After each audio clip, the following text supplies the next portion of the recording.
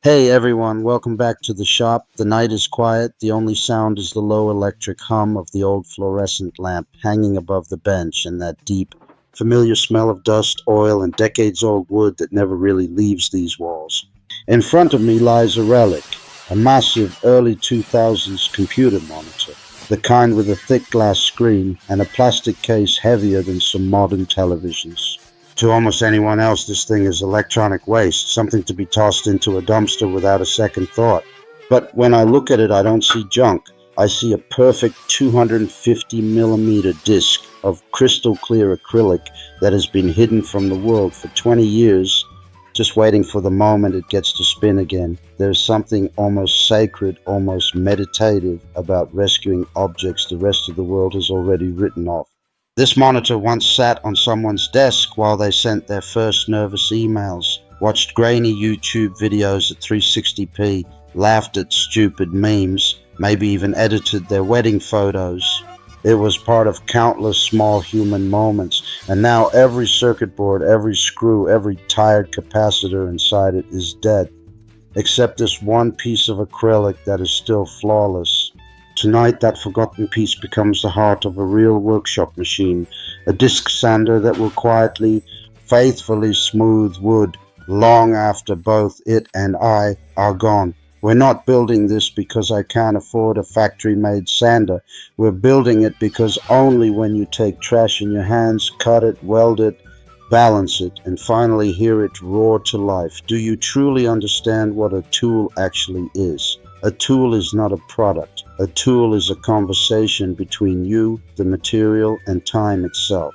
Tonight, the conversation partners are a 750-watt motor that somehow survived 3 completely burnt-out ventilation systems, random pieces of rusty square tube that have been leaning against a wall for years, and this thick, honest piece of acrylic that outlived its original purpose by 2 decades. 3 orphans, 1 new life. Let's begin.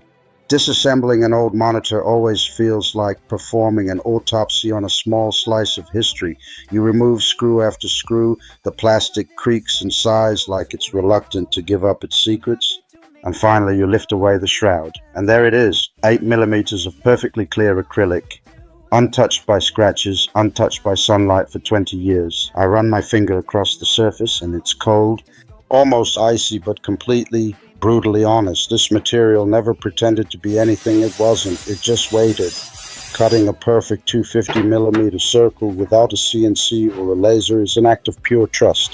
Trust in the blade not to wander, trust in your hands not to shake, trust in the acrylic not to crack under pressure. You draw the circle the old school way, find the center with a compass and a steady pulse, and then you guide the blade slowly, breathing with the machine.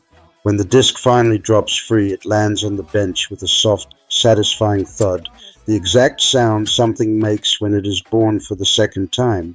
Down on the floor waits the motor. It looks tired, covered in dust and old grease, but when I cleaned the bearings last week, it spun as smoothly as the day it left the factory.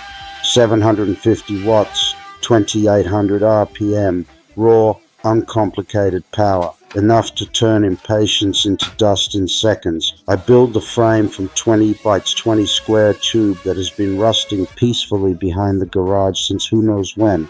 I cut, I weld, I grind, I paint everything matte black so the machine almost disappears into the shadows and only the spinning disc remains the star of the show.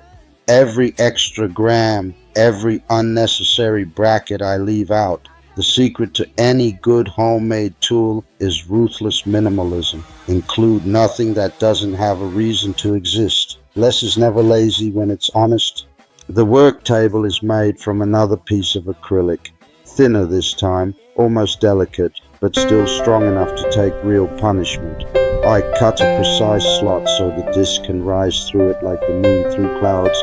Then I add the angle adjustment, a couple of slotted brackets, a wing nut, and suddenly it tilts smoothly from 0 to 50 degrees. Nothing here is over-engineered, nothing is fragile. It's crude, honest, and accurate to within half a degree, exactly what you need and not a single thing more. Across the entire face of the big disc, I glue industrial-grade hook and loop. When the first sheet of 80 grit abrasive rips onto it, the sound is pure commitment, like tearing open a letter you already know will change everything. Under the table, I weld a simple 50mm dust port aimed directly at the point where wood meets grit. Later, when a shop vac is connected, the storm of sawdust will vanish before it even learns your name. Clean work is respectful work. The first power-up is always the moment of truth. The disc wakes, slowly finds its balance, then suddenly screams into full voice. For a split second, I'm afraid the acrylic will explode into 1,000 shards, but it doesn't. It just sings. I take a rough piece of oak that has been sitting in the corner since last winter and press it gently against the spinning surface. Centuries of growth, storms, sun, and wind disappear in warm golden snow that gets sucked away instantly. There is a deep, almost spiritual peace in that moment, watching time itself being erased while simultaneously creating something smooth, something new, something that will probably outlast me by another century. I switch to 240 grit and run the same board again.